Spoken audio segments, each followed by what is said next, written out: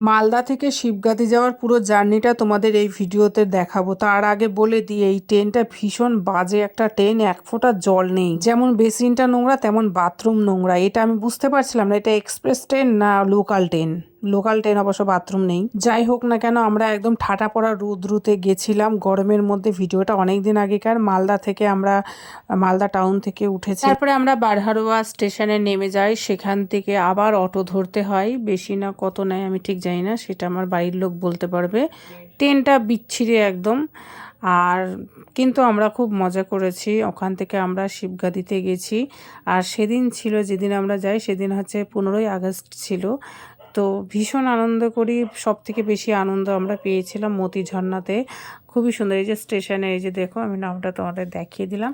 এই যে তারপরে দেখো পুরো এখান থেকে অটো করে যেতে হয়, অটো করে যেতে হয়। এত সুন্দর পাহাড়ি এলাকা।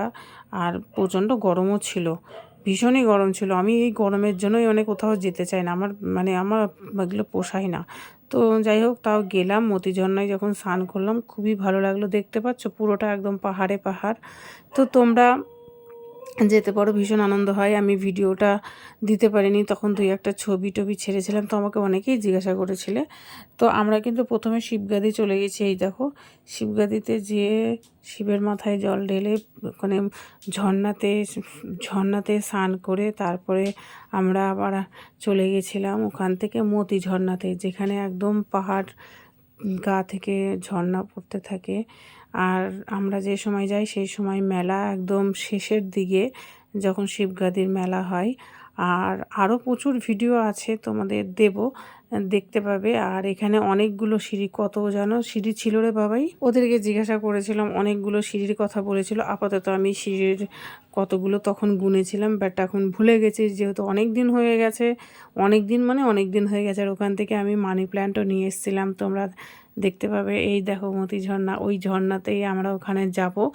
অনেকটা হাঁটতে হয়, আর পাহাড় দিয়ে যখন ওই অটো যায়, আমি তো বাবা বুকটা আমার ধড়ফড় করছিল, এই বুঝি আমি পড়ে যাব। তবে প্রচুর লোকজন যায়, দেখছো কত ভিড়। আমরা যখন ফিরে 1টার দিকে চলে এসেছিলাম তখন আরও লোক যাচ্ছিল। আর আমরা তো 1টার দিকে চলে এসেছি, কারণ আমাদের আবার মালদায় ফিরতে হবে। তোমাদেরকে আরও ভিডিও থাকতে দেবো, আমার সাথে ফলো থেকো।